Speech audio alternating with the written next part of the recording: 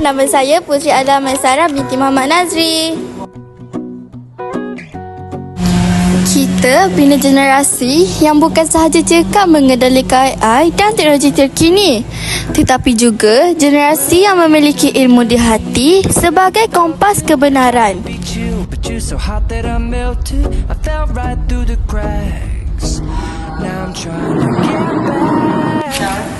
Guru adalah simbol ilmu pengetahuan. Menghormati guru bermakna kita menghargai nilai ilmu itu sendiri demi keberkatan hidup.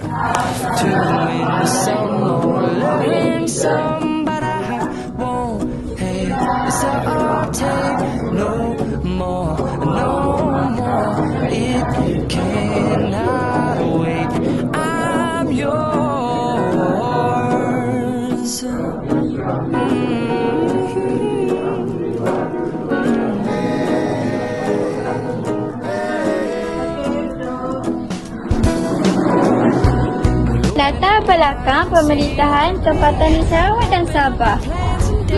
Kawan nak tahu tak apa maksud ilmu di hati tu? Kalau kawan-kawan nak tahu, jom tengok bersama-sama saya. Perhatian dan amalan ialah ilmu bukan sekadar untuk dihafal untuk kebiasaan, akan tetapi ia dihayati dan diamal dalam kehidupan keseharian. Macam mana nak buat tu? Jom tengok sama-sama.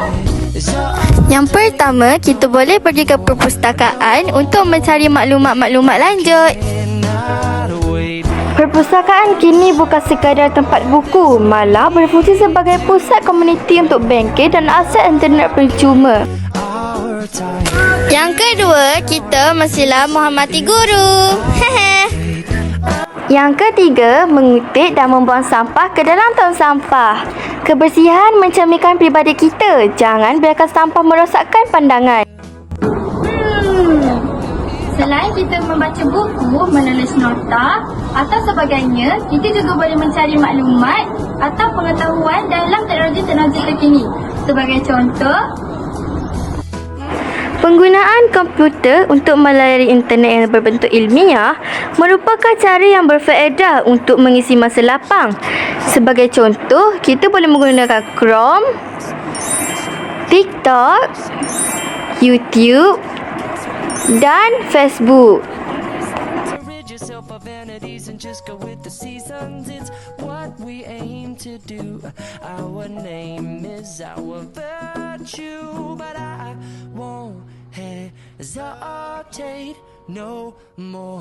Teknologi memberi kuasa kepada generasi muda seperti generasi Z dan Alpha untuk mereka ilmu tanpa sempadan, menyelesaikan masalah dengan lebih pantas.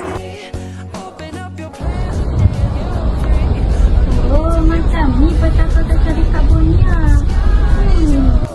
So please don't, please don't, please don't. There's no need to complicate, 'cause our time is short. This is our fate. I'm yours.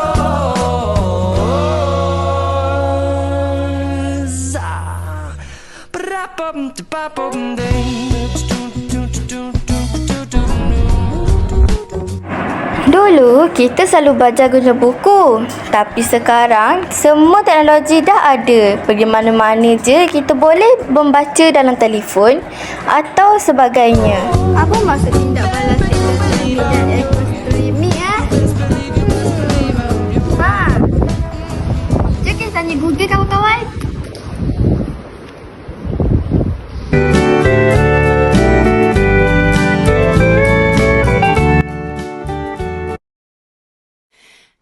Just a little bit caught in the middle. Life is a maze and love is a riddle. I don't know where to go, can't do it alone. I've tried and I don't know why.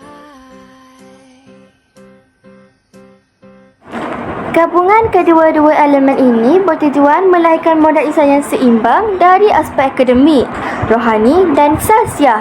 Dalam erti kata lain, teknologi berfungsi sebagai enjin kemajuan, manakala hati yang berilmu bertindak sebagai kompas moral agar kemajuan tersebut membawa kebaikan.